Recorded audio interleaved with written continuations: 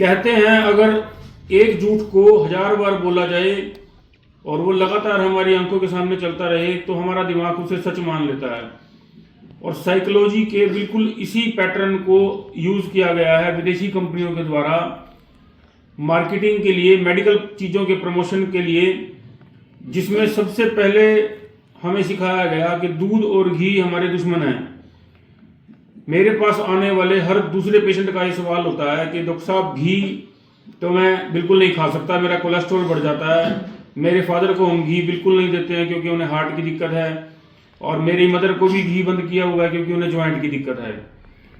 एक लंबे समय से कंपनियों द्वारा ये प्रचार किया गया है और बड़े बड़े पॉडकास्ट में डॉक्टर लोग आकर ये प्रचार करते हैं, प्रमोट करते हैं कि दूध पीने से आपको कैंसर की बीमारी हो सकती है, घी खाने से आपके शरीर में कोलेस्ट्रॉल का खतरा, हार्ट अटैक का खतरा बढ़ जाएगा।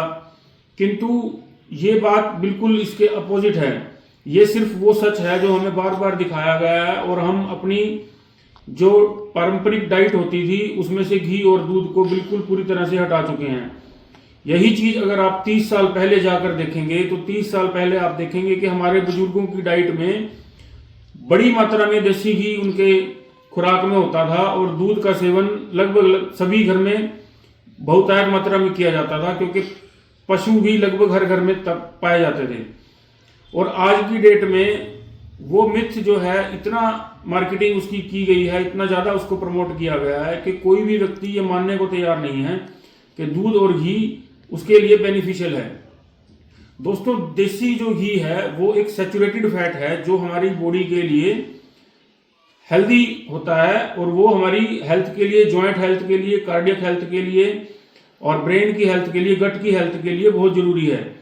और दूसरा एक फैक्ट ये है कि अगर आप सैचुरेटेड फैट बॉडी को देंगे ही नहीं तो आपकी बॉडी कॉम्पेंसेटरी प्रतिक्रिया करते हुए अपनी मर्जी से फैट को बढ़ाना शुरू कर देती है, जिसमें वो ये डिफ्रेंशिएट नहीं कर पाती है कि गुड फैट बढ़ रहा है या बैड फैट बढ़ रहा है। तो दोनों ही तरह के कोलेस्ट्रॉल बढ़ने लगते हैं, जिसका एकमात्र कारण है कि आप अच्छा हेल्दी फैट शरीर को नहीं दे रहे हैं।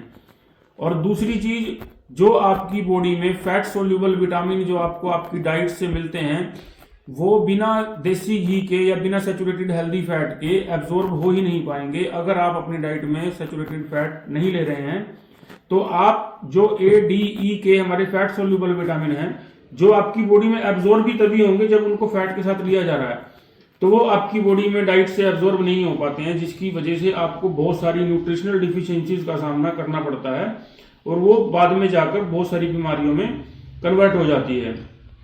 इसी तरह से दूध का है, आप अपने पारंपरिक पुराने टाइम में जाकर देखिए कि दूध कितना ज़्यादा पिया जाता था और लोग 100 प्लस उम्र निकाल देते थे। और आज की डेट में बच्चों को ही दूध नहीं दिया जाता है ये कहकर के दूध पीने से कैंसर हो जाएगा। लेकिन ये बात भी बिल्कुल असत्य है, आपको दूध पीना चाहिए बशर्ते कि अगर आपको यकीन है कि आपका दूध किसी अच्छे घर से अच्छी क्वालिटी का दूध आपको मिल रहा है जो बिल्कुल भी डुप्लीकेट उसमें नहीं है। पशुओं को इंजेक्शन देकर निकाला गया दूध बिल्कुल भी अच्छी क्वालिटी का नहीं होता है। और दूसरा, इन कंपनियों का ये प्रमोशन रहता है कि ये आपको, जब आप ओवर ए पीरियड एक गलत बिलीफ मनवाने पर तैयार हो जाते हैं और जब बहुत सारे बल्क में पीपल उनको मान लेते हैं तो ये फिर उस तरह की सब्स्टिट्यूट आपको मार्केट में रिप्लेस करके देते हैं।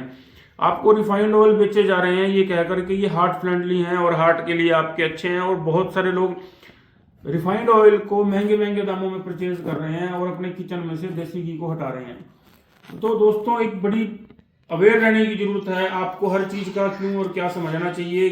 पॉडकास्ट बड़े बड़े देख करके, रीलें देख करके आपको अपनी डाइट नहीं चेंज करनी चाहिए और अच्छे डॉक्टर से जरूर कंसल्ट करना चाहिए। जो डॉक्टर अच्छा हो, व्यापारी अच्छा ना हो। Thank you.